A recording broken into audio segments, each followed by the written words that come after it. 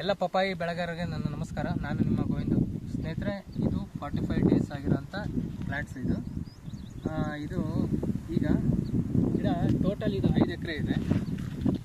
ಈ 5 ಎಕರೆ ಇರೋ ಗಿಡನ ಸ್ಟಾರ್ಟಿಂಗ್ ನಾನು ಬಂದಾಗ ರೈತರು ನನ್ನ ಕರೆಸಿದ್ದು ಈ ಗಿಡ ಬರುತ್ತೋ ಇಲ್ವೋ ಏನು ಇದನ್ನು ಚೆಕ್ ಮಾಡಿ ಸರ್, ತೆಗೆದು ಹೊಸ ಪ್ಲಾಂಟ್ ಮಾಡ್ತೀವಿ ಅಂತ ಹೇಳಿದ್ದು. ಆ ಗಿಡನ ನಾನು ಬಂದು ನೋಡಿ, ಈಗ ಇದು 45 ಡೇಸ್ ಆಗಿದೆ. ನಾನು ಈ ಗಿಡನ ಮೇಂಟೈನ್ ಮಾಡ್ತಾ ಇರೋದು 1 ತಿಂಗಳು ಹಿಂದ್ಗಡೆಯಿಂದ.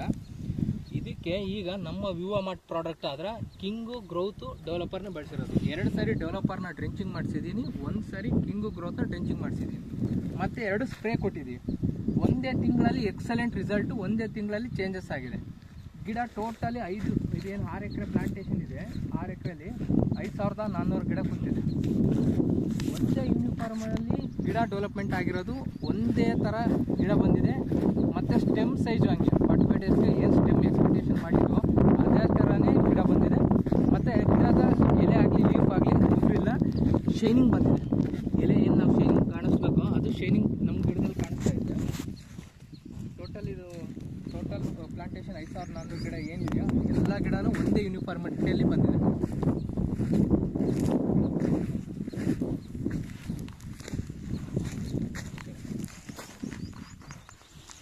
ಗಿಡದ ಸ್ಟ್ರಕ್ಚರ್ ಆಗಿರಲಿ,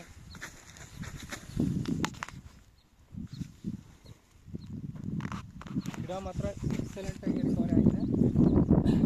ಸ್ಟಾರ್ಟಿಂಗ್ ಇದ್ದಾಗ ಗಿಡ ಏನು ಬಂದು ಏನು ಡ್ಯಾಮೇಜ್ ಆಗಿತ್ತು ಗಿಡನ ಅದನ್ನು ಪೂರ್ತಿ ರಿಕವರಿ ಮಾಡಿದ್ದೀವಿ. ನೀಟಾಗಿ ಗ್ರೋತ್ ಬರ್ತಾ ಇದೆ.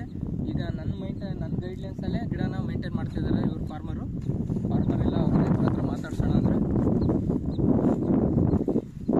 ಈಗ ಇದಕ್ಕೆ ನೀರು ಕೂಡ ಕಂಟ್ರೋಲಲ್ಲೇ ಕೊಟ್ಟಿದ್ದೀವಿ. ಇನ್ನು 2 ತಿಂಗಳ ತನಕ ನೀರು ಏನು ಕಂಟ್ರೋಲ್ ಕೊಡಬೇಕು ಅದೇ ಥರನೇ ಕೊಟ್ಟಿದ್ದೀವಿ. ಅದೇ ಫಾಲೋಅಪ್ಪನ್ನು ಅವ್ರಿಗೆ ಹೇಳ್ಕೊಟ್ಟಿದ್ದೀನಿ, ಅದೇ ಥರ ಮಾಡಿದ್ದಾರೆ. ತುಂಬ ಪ್ರಾಡಕ್ಟ್ ನಾವು 70% 2 ಸರಿ ಡ್ರೆಂಚಿಂಗು, 2 ಸರಿ ಸ್ಪ್ರೇ ಮಾಡಿಸಿದ್ದೀನಿ.